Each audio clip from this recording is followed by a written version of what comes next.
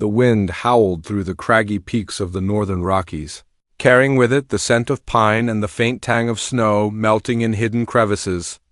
Deep in the heart of this rugged wilderness, where the sun barely touched the ground in the late hours of afternoon, a man moved with a quiet, deliberate purpose. He was a figure cut from the landscape itself, broad-shouldered, with hands calloused from decades of hard work and eyes sharp as flint, scanning every shadow, every rustle of leaves. His name was Gideon Cross, a man who had spent most of his life drifting between logging camps, river crossings, and the occasional dusty town. Yet, for all his wanderings, he had never truly called any place home. That was about to change. A newspaper clipping, yellowed at the edges and folded roughly in his coat pocket, had led him here. It was a curious thing, a small advertisement in the corner of a forgotten page. Abandoned cabin for sale, $1. Immediate occupancy. It had seemed like a joke at first. Who would leave a cabin out in the wilderness for a single dollar?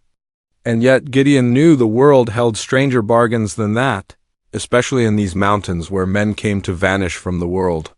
He had a hunch, a whisper of instinct that perhaps this was not merely a bargain, but a call. The trail to the cabin was little more than a faint scar across the forest floor, and Gideon felt the old thrill of solitude in every step. Branches scraped against his worn coat, and the crunch of fallen pine needles echoed beneath his boots. He carried only the essentials, a pack slung over one shoulder, a hunting rifle strapped across his back, and a small tin lantern that had seen more winters than he cared to count. The mountains had taught him to rely on what he could carry, and to trust nothing that couldn't withstand a storm dot by late afternoon. He reached the clearing where the cabin stood, half hidden beneath the overgrowth of wild ivy and birch saplings. Its roof sagged like a weary old man, shingles missing, revealing the dark, weathered wood beneath. Yet, even in its decay, there was a quiet dignity to it. Gideon stepped closer, feeling the strange pulse of energy that seemed to linger around the place. He reached out, brushing his fingers across the doorframe, expecting nothing, and yet he felt it, a subtle warmth, as if the cabin itself were waiting. Then he saw her dot at first. He thought it was a trick of the fading light, a shadow flitting past the window. But no, there she was, a woman standing in the doorway, her posture unyielding, eyes fixed on him like she had been expecting this very moment. She was tall and strong, her presence commanding in a way that even the mountains seemed to respect. Her hair, the color of autumn wheat, caught the last rays of sunlight, and her gaze met his with an intensity that made him pause mid-step. "You've come," she said, her voice low but firm, carrying a weight that made the air feel heavier around them. Gideon's hand instinctively rested on the rifle at his back, but he didn't raise it. There was no hostility in her stance, only a certainty that made him uneasy. It was as if she had been guarding this place for a lifetime, waiting for a man who might never arrive, yet somehow knowing that he would. "I didn't know anyone lived here," Gideon replied cautiously, his voice rough from years of speaking only to the wind. She tilted her head, studying him with an expression that was part curiosity, part challenge. "No one else would matter. Only you." The words settled over him like a strange wind, cold and heavy, carrying an echo of something he couldn't quite name. Gideon had seen many things in these mountains, wolves stalking the ridges, storms that could strip the bark from trees, men who had vanished without a trace, but he had never encountered a mystery like this. A woman, alone, waiting for him in a cabin that no one wanted. He stepped closer, the uneven ground making his boots slip against hidden stones. The cabin smelled of cedar and old smoke, of rain-soaked wood and memories that clung stubbornly to the walls. Dust motes danced in the fading light, and he could see the remnants of life: a broken chair, a faded quilt draped over a table, a small pot of herbs near the hearth. Yet there was no sign of recent activity, no footprints in the mud outside, no smoke curling from the chimney. "Why are you here?" he asked, his voice barely above a whisper. Though the mountains swallowed it like a secret, she didn't answer immediately. Instead, she moved aside, gesturing for him to enter. "You will understand soon enough," she said. Her eyes, sharp and unwavering, followed his every move. "But first you must see." The cabin was larger than it appeared from outside, built with a care that spoke of someone who valued craft over convenience. The walls were lined with shelves, each filled with jars of preserved food, bundles of dried herbs, and tools neatly arranged. Gideon noted the meticulous order, the careful placement of everything, as if the room itself were alive and breathing under her watchful care. She led him to a small table in the center of the room. On it lay a bundle wrapped in rough linen, tied with a simple cord. Gideon's instincts screamed that this was no ordinary object, and when he looked at her, he saw the faintest flicker of anticipation. "Open it," she said. Her voice trembled slightly, betraying the calm authority she had held so far. Gideon's fingers hesitated on the cord. The air felt charged, the silence between them heavy with unspoken truths. There was something in the way she watched him, something that suggested the story of this cabin, of this wilderness. And of this moment was far deeper than he could imagine. When he finally lifted the linen, he found an old, worn journal. Its leather cover was cracked and soft from age, the pages yellowed and curling at the edges. He ran his thumb across the faded ink and felt a shiver run down his spine. The writing was precise, careful, and the words spoke of a life intertwined with the mountains, of secrets kept and promises made, of waiting and watching for a man who might appear at any moment. "Why me?" Gideon asked again, the question heavier this time, laden with a curiosity he couldn't suppress. She stepped closer, her eyes locking with his. "Because you are the one who can finish what was started," she said. Her tone was soft now, but it carried a weight that made Gideon's chest tighten. "And because I have waited a long time for someone like you." Outside, the wind picked up, rattling the cabin and shaking the trees.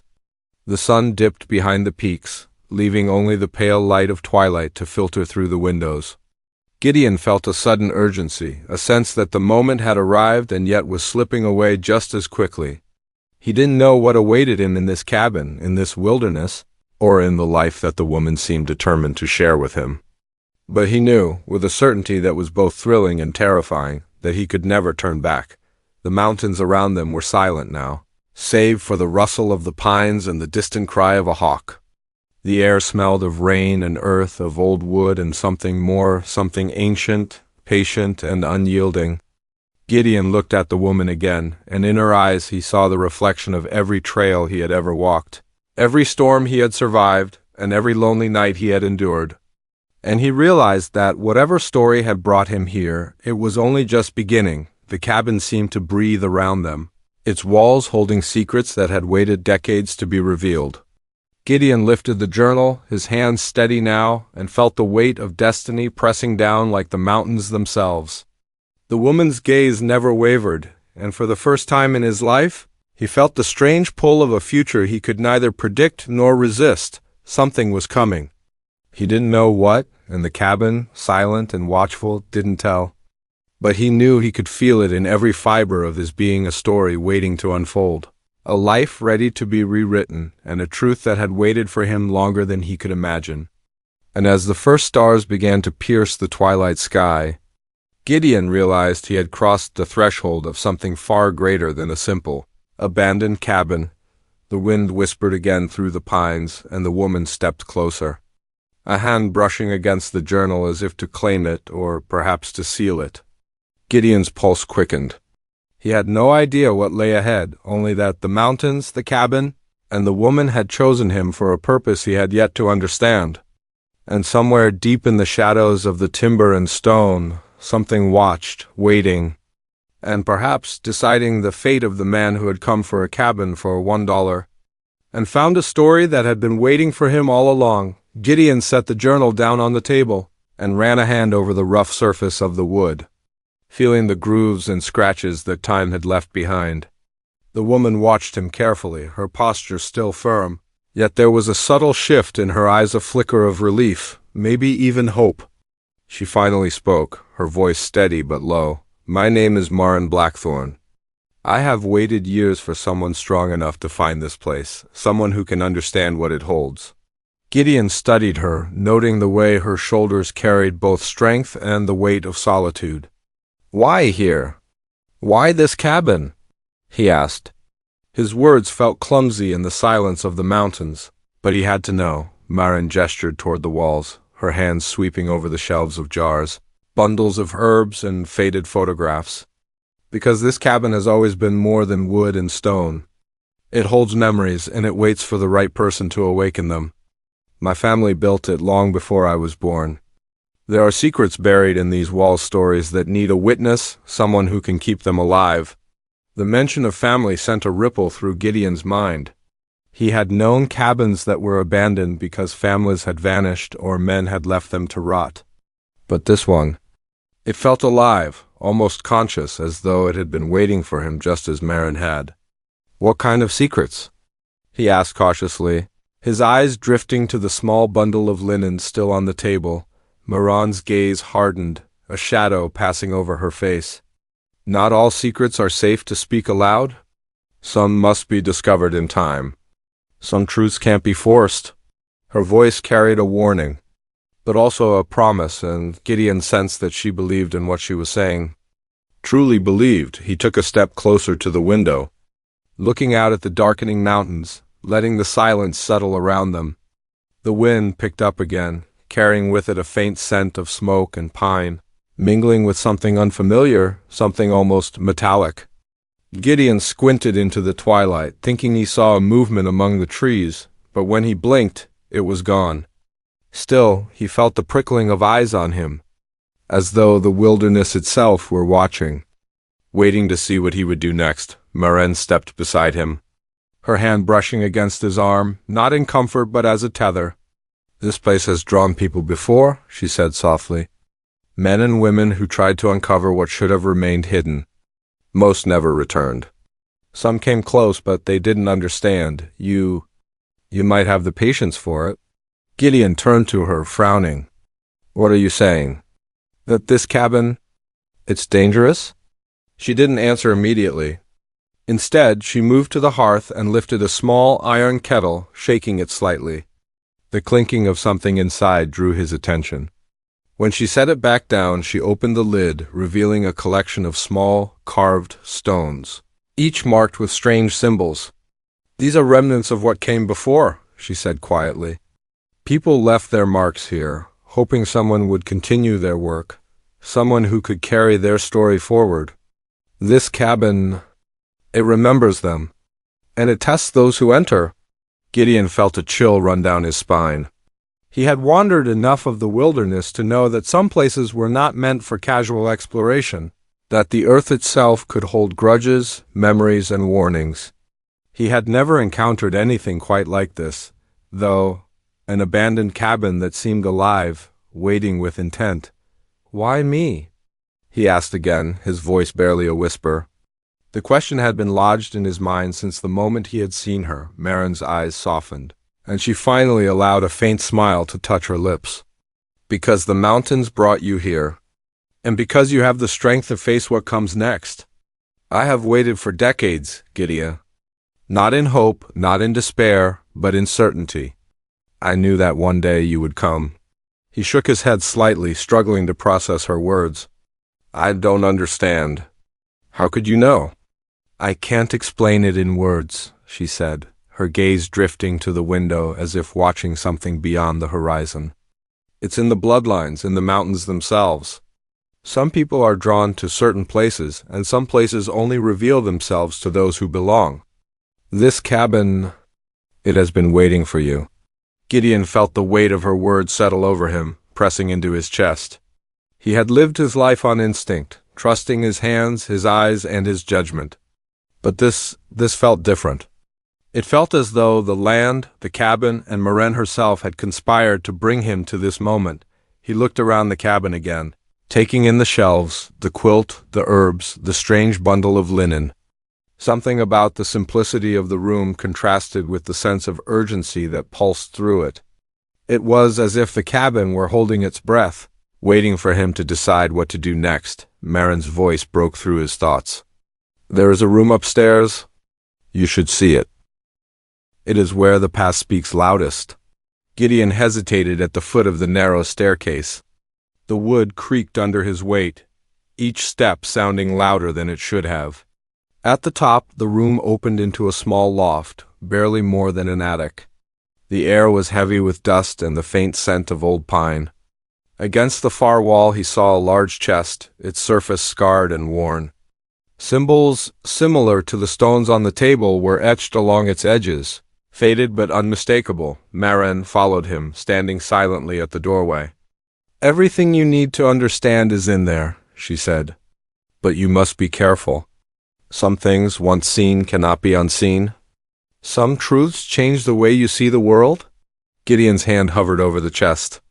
He felt the strange hum of anticipation, the weight of decades pressing against the hinges. He could hear Maren's quiet breathing behind him, steady and calm, yet beneath it he sensed the tension that had been building in her for years. Finally, he opened the chest. Inside were old maps, journals, and a collection of objects, some practical, some inexplicable. Among them was a small, intricately carved box. When he lifted it, he felt the strange vibration of energy running through it, as though the cabin itself were alive and reacting to his touch. Maren stepped closer, placing a hand on his shoulder. "It begins here," she said. "This is what I have been waiting for. This is why the cabin brought you." Gideon looked at her, seeing both determination and vulnerability in her expression. He had faced danger before, but never like this, not in the form of a living story. A place that seemed conscious, a woman who had waited decades for him without faltering. The wind howled outside, rattling the windows, and for a moment the cabin seemed to pulse with life. He felt it deep in his bones, the pull of something beyond understanding, something ancient and patient. He realized that stepping into the cabin had not been a simple act of buying property. It had been a choice to step into a story larger than himself. Maren's eyes never left his. "Once you take this journey, there is no turning back," she said softly. "You will learn why this cabin has waited, why I have waited, and why you were chosen. But you must move carefully. The mountains do not forgive carelessness." Gideon nodded, feeling a strange mix of fear and exhilaration. He had wandered the wilderness alone for years, facing storms, wolves, and the harshness of the world. But nothing had prepared him for this: a cabin that remembered, a woman who had waited, and a past that refused to remain buried. As he lifted the carved box from the chest, the wind outside seemed to shift, carrying a whisper of voices long gone, a faint echo of stories untold. Gideon knew that this was only the beginning. The mountains were silent once more, but their quiet was heavy, filled with expectation and the promise of challenges he could not yet imagine. Maren stepped closer, her hand brushing against his again. "The cabin is more than shelter. It is a living memory. And now, Gideon, you are part of it." The shadows in the loft deepened, and Gideon felt the weight of destiny settle over him. He had no idea what the carved box held, or what the next days would bring. But he knew that the cabin, the woman, and the mountains themselves had chosen him. And whatever lay ahead, he would face it, because some stories demanded courage, patience, and faith beyond understanding. Outside, the first stars appeared, piercing the twilight with cold light. And somewhere, hidden in the forest beyond the clearing, something watched the cabin, silent, waiting, judging. Gideon could feel its presence even through the walls. And as the wind carried the faint sound of movement across the clearing, he realized that nothing about this place was ordinary. The cabin had secrets. The woman had secrets. And Gideon. He had just arrived at the beginning of a story that would test everything he thought he knew about the world. About trust and about destiny. The mountains seemed to lean closer, as if curious to see what he would do next. And Gideon, carrying the carved box, took a deep breath, ready to step further into a mystery that had been waiting for decades. Gideon carried the carved box down the narrow stairs, each step creaking under his weight, echoing through the cabin like a warning. Maren followed silently, her gaze flicking toward the shadows in the corners as if expecting them to move.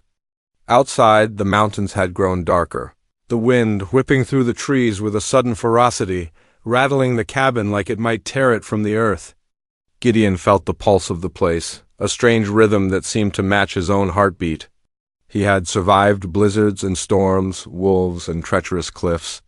But something about this cabin made his stomach tighten in a way no danger had before. When they reached the table where the journal still lay, Marin motioned for him to set the box down. "It's more than an object," she said softly, almost reverently. "It holds the first layer of what you need to understand. Every symbol carved into it, every contour. It speaks of the past and what is to come." Gideon ran his fingers over the smooth wood, feeling a strange warmth radiate from it, as though it had been waiting for him to touch it. "And the people in the journals?" he asked, glancing at the scattered papers. "Who are they?" "They were guardians like I am," Marin explained, her eyes tracing the lines of the maps on the table. "Each generation leaves markers, objects, or writings in the cabin. They protect something older than the mountains themselves. Some come here and fail. Some leave too soon. The cabin, it decides who can continue." Gideon frowned, the shadows of uncertainty creeping over him. He had always relied on his instincts, but instincts told him one thing and the pulse of the cabin another. The carved box felt heavier now, not in weight but in significance. He could sense that whatever was contained within would change the course of everything if he were ready. Marin's gaze shifted to the small window, where twilight was giving way to night. "You'll see why the cabin brought you soon," she said, her voice low. "But first, you need to understand the patterns." "What patterns?" Gideon asked, leaning closer to the maps, which were spread across the table in meticulous disorder. Trails were marked in charcoal, small symbols noted at intersections of streams and ridges, and strange lines that he couldn't quite read formed a network across the mountains. It looked chaotic at first, but a strange logic threaded through it. "These aren't just maps," Marin said, her fingers tracing one of the lines. "They're guides, but not for navigation. They mark events, people, and connections. The cabin holds them all together."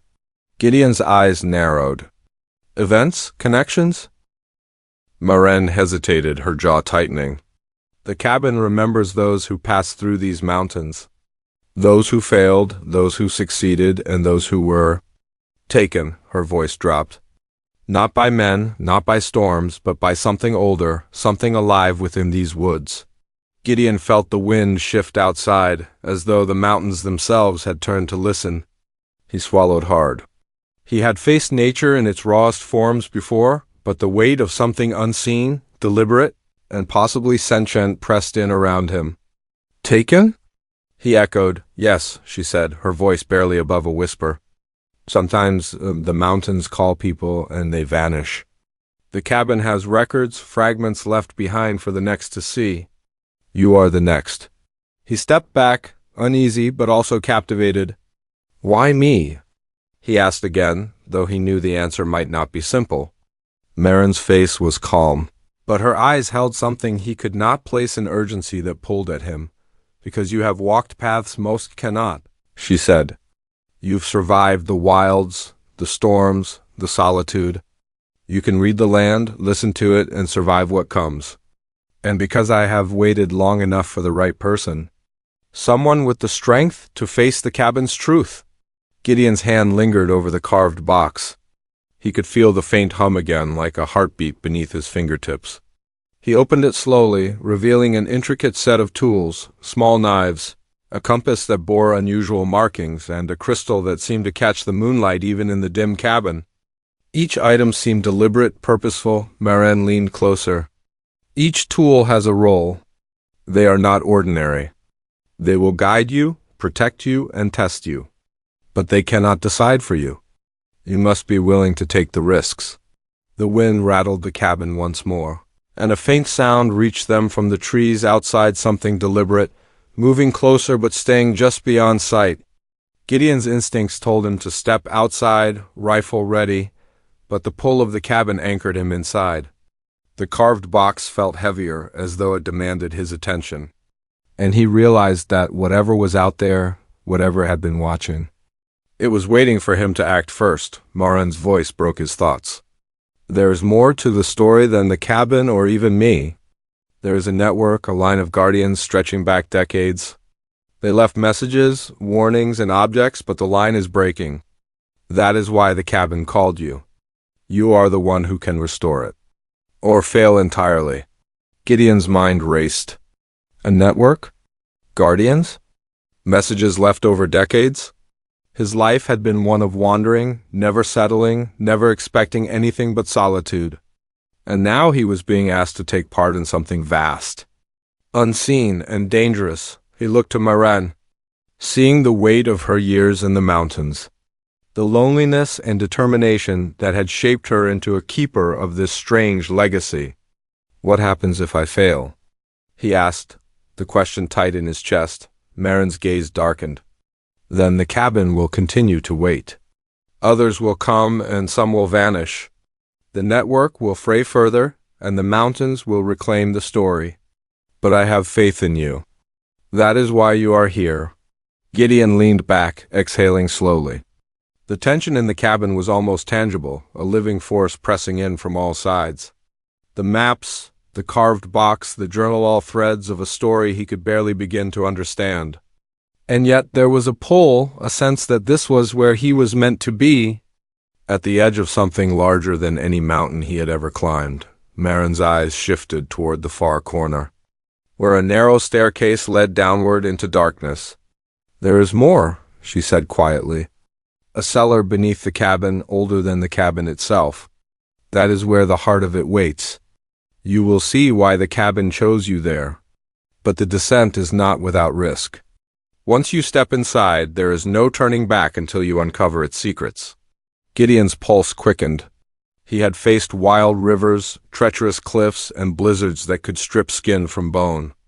But the thought of descending into a hidden cellar, alone with the weight of history and the presence of something unknown, made him hesitate.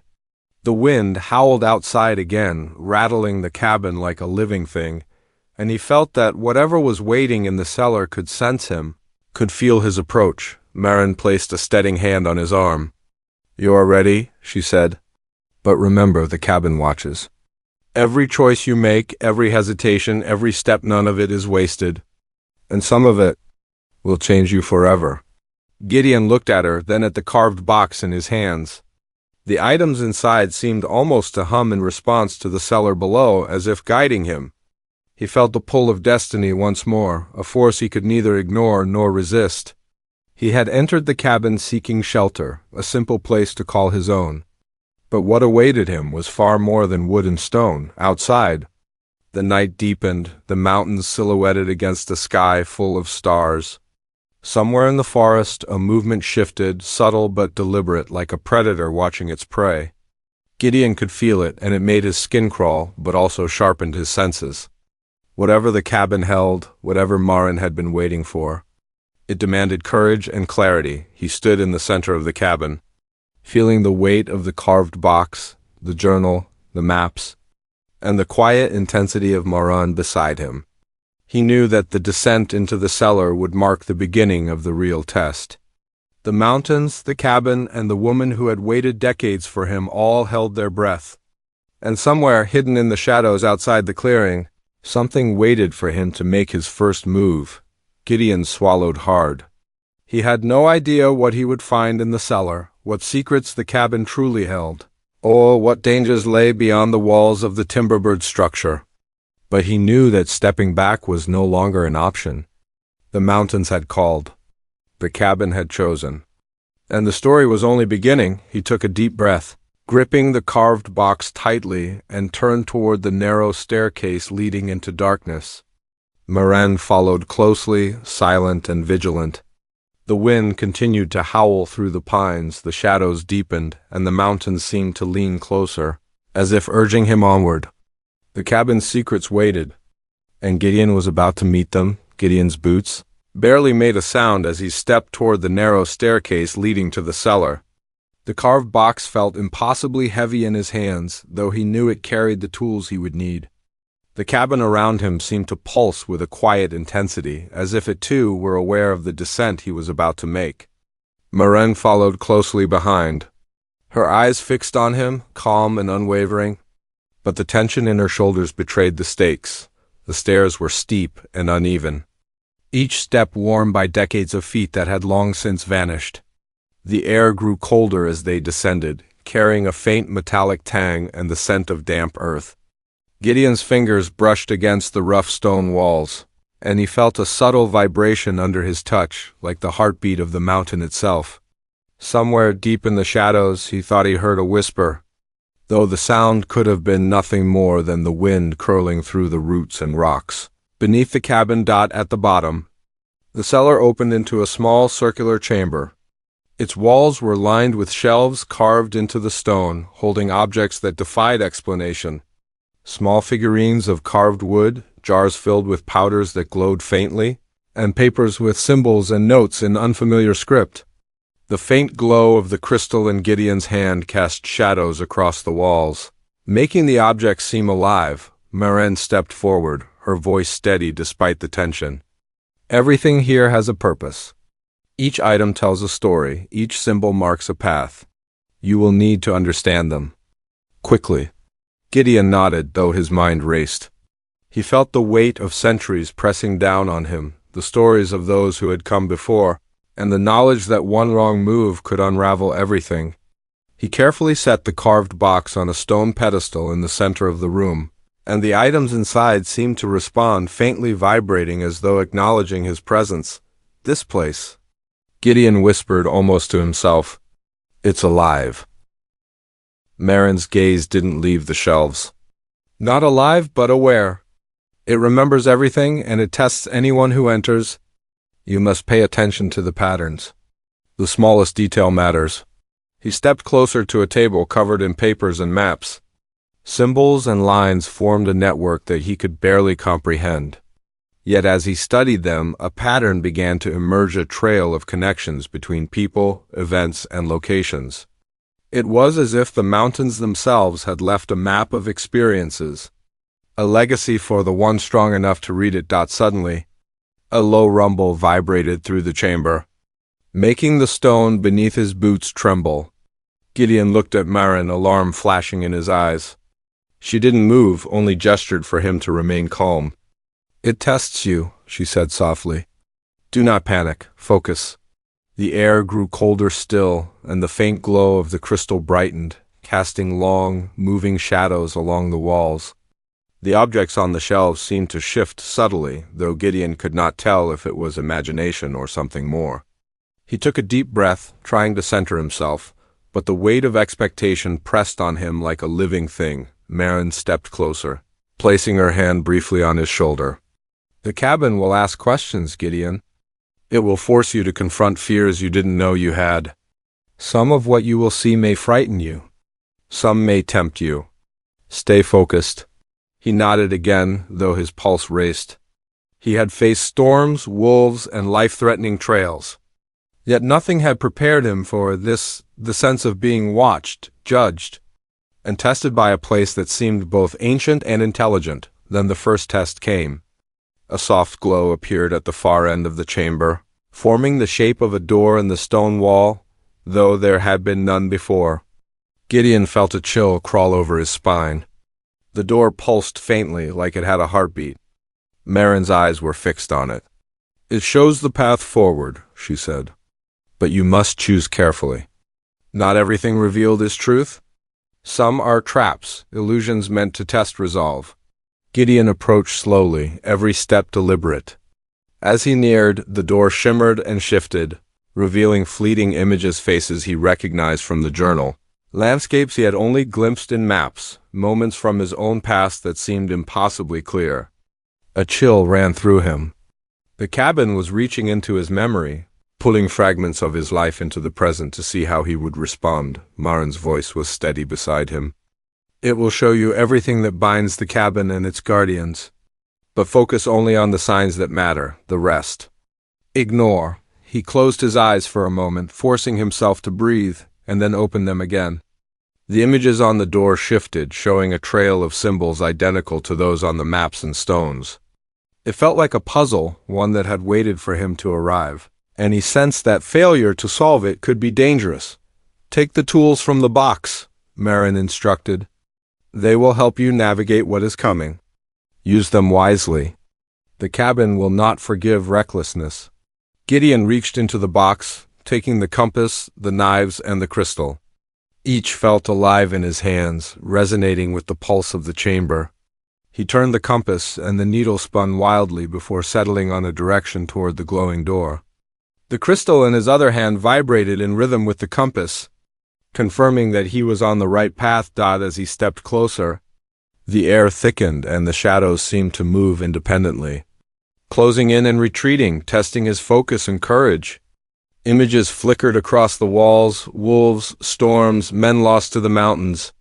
Gideon's mind tried to push back, but the chamber forced him to confront each fear. Each moment of hesitation he had ever known. Maren whispered from behind him, "Remember, Gideon, the cabin tests the heart as much as the mind. Courage is more than strength. Patience is more than waiting. Trust yourself, and trust the process." He nodded, swallowing hard. The door shimmered again, forming a new image, a scene he recognized from his childhood, a moment of loss and loneliness that had shaped the man he had become. A pang of sorrow gripped him, but he forced himself to focus on the symbols, the patterns, the instructions hidden in plain sight. As he deciphered the first set of markings, a low rumble returned, this time stronger, resonating through the stone chamber. Dust fell from the ceiling and shadows grew darker and sharper. Gideon felt as if the chamber itself were breathing around him, testing every instinct, every decision. Maren stepped closer, her hand hovering near his, offering support without touching. "The next stage is coming," she said.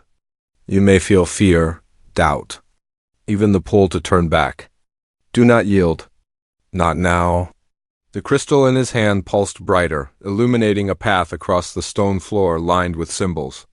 Gideon took the first step, then the next, each movement deliberate, careful. The shadows seemed to shift, coalescing into shapes that mimicked threats he had faced in the wilderness: wolves with glowing eyes, falling trees, cliffs that vanished beneath his feet. Every instinct screamed to flee, yet he pressed on. Guided by the symbols and Maran's quiet encouragement, the glowing door ahead shifted again, showing a figure, an older man with a weathered face and eyes sharp as mountains. The journal had mentioned him, a guardian of the cabin long gone. The figure raised a hand in silent warning. Gideon felt the weight of generations pressing on him. The legacy of guardians who had come before. Maran's voice cut through his thoughts. "He is testing your resolve. Do not hesitate. Step forward and claim the path. You are ready." Gideon took a deep breath, gripping the tools tightly. The chamber seemed to pulse faster, the shadows converging, the wind from above rattling the ceiling. He felt the presence of something ancient, powerful and unseen, an entity tied to the cabin. Waiting for him to prove himself worthy, he stepped toward the glowing door, feeling the pulse of the crystal and the compass guide him. The shadows shifted violently, forming shapes of the men and women who had failed before. Whispers rose from the walls, echoing in his mind, testing his courage, questioning his strength. Each step felt like a battle against the cabin itself, against the weight of history, against every fear he had ever known. Maren's hand brushed against his arm. "Almost there," she said softly. "The climax is near. Trust yourself. Trust the cabin." Gideon's pulse raced. He felt the presence outside the chamber, something watching from the forest, sensing his every move. The shadows reached out, the symbols on the floor glowed brighter, and the glowing door expanded, revealing a space beyond that promised revelation. And danger! He took one last step toward it, his heart pounding. The carved box and its tools in his hands, Maren by his side, and the mountains outside silent but expectant. He had faced storms, wolves, and isolation, but nothing had demanded every fiber of his being the way this cabin did now. The chamber seemed to inhale, and the shadows coalesced into a single, massive presence, its intent unclear, its power undeniable. Gideon's breath caught. Every instinct, every lesson from the wilderness, every ounce of courage he possessed was required. The glowing door waited, the crystal pulsed, and Maren's eyes held a steady, unwavering trust. And then, as he stepped forward, the final test of courage, focus, and heart loomed before him. The cabin had not yet revealed its full secret. The mountains waited. the legacy of guardians pressed down, and Gideon realized that this moment, the threshold of discovery, danger, and destiny would define everything that came next. Gideon felt the pulse of the chamber beneath his feet, the weight of centuries pressing against him, yet he moved forward. The glowing door expanded, revealing a narrow corridor lined with carvings and symbols he had seen in the journal, on the maps, and in the stone shelves below. Every mark seemed to hum in resonance with the crystal in his hand, guiding him deeper, urging him onward. Marin stayed close, her presence steady, her hand brushing briefly against his shoulder as if to remind him he was not alone. The air grew warmer as they advanced, carrying the faint scent of pine and something older, something alive in the stones themselves. Shadows no longer twisted threateningly. Instead, they shifted to reveal shapes of the guardians who had come before him. Their faces were lined with determination, caution, and a quiet hope. Gideon felt a strange connection to them, as though their courage and mistakes were flowing into him, lending strength to his own resolve. At the end of the corridor, the chamber opened into a vast circular space, lit by the soft glow of embedded crystals in the stone walls. In the center lay an altar carved from a single block of granite, polished and worn smooth from countless hands. The carved box Gideon had carried felt warm in his grip, as if urging him to place it on the altar. Marin stepped aside, her eyes fixed on him. Encouraging but not interfering, Gideon placed the box carefully on the granite, and immediately the chamber seemed to awaken. A low hum rose from the walls, the air shimmering as if filled with unseen energy. The symbols across the floor glowed brightly, casting a pattern that linked the altar, the box, and the surrounding walls into a single network of light. He felt the pulse of the cabin, the heartbeat of the mountains, and something ancient within the stones, an understanding that this place had always been more than a shelter, more than a home. It was a keeper of stories, a guardian of legacy. Marin stepped closer to the altar. "It has accepted you," she said quietly, awe in her voice. "You are the first in decades to awaken it fully. You've proven courage, patience, and understanding. The cabin recognizes strength and the willingness to protect what matters." Gideon looked down at the box, then around the chamber, feeling a weight lift from his shoulders even as a new awareness settled in. The carvings on the walls began to shift, forming images of the mountains, the forests, and the rivers in perfect detail. He could see the paths of those who had walked here before, their successes and failures etched into stone and memory. The chamber seemed to whisper, not in words but in understanding, showing him how each guardian had shaped the legacy he now shared. He turned to Marin, his voice steady but filled with wonder. "So this, all of it? It's a record? A guide? A living memory of everyone who's protected this place?" Marin nodded. "Yes, and now you are part of it. You carry the responsibility, but also the knowledge. The cabin will reveal more as you live here, as you continue to understand it. And one day, someone else will come and you will be their guide." Gideon let the weight of her words sink in. He realized that this was what had drawn him to the cabin in the first place, not the dollar price, not the isolation, but the promise of purpose. He had wandered the wilderness for years, seeking something he could never name. And here it was waiting for him, alive in stone, wood, and air. A sudden warmth filled the chamber as the crystal in his hand pulsed one last time, then settled into a soft glow. The carved box opened slightly on its own, revealing a single sheet of parchment, neatly inscribed. Gideon picked it up carefully, reading the words, a welcome, instructions for care and encouragement. It spoke of vigilance, of honor, and of the understanding that the cabin was more than stone and timber. It was a living testament to courage and resilience. Marin's voice broke the silence. "You've done it. You've unlocked what others could not. And now, Gideon, you understand why I waited." He turned to her, seeing the relief and pride in her eyes. She had guarded the cabin for decades, protecting its secrets, living in solitude, all for the hope that someone worthy would come. And he had arrived. The thought filled him with a warmth he had not known in years. He had found a home, a purpose, and a companion in the woman who had waited patiently for him. The wind outside softened. no longer howling but whispering gently through the pines. The mountains seemed calm, approving, as if acknowledging that the cabin was once again protected and understood.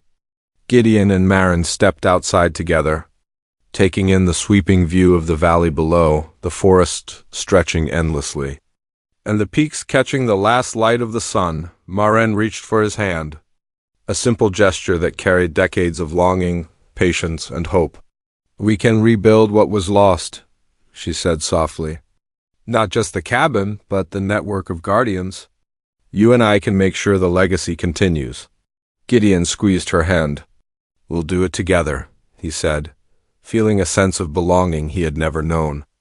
The mountains, the cabin, and Maren herself had offered him a story larger than his own, a purpose that was as enduring as the peaks around them. As night settled over the mountains, the cabin glowed softly behind them, a beacon of history and hope. The carved box, the crystal, and the journal remained inside, waiting for the next steps, for the next discoveries.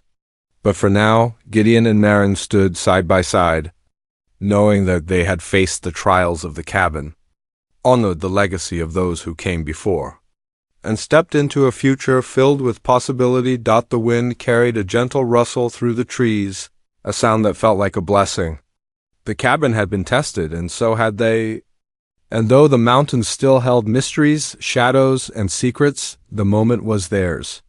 Gideon finally understood that the journey, the waiting, and the challenges were all part of the story one he would now live fully.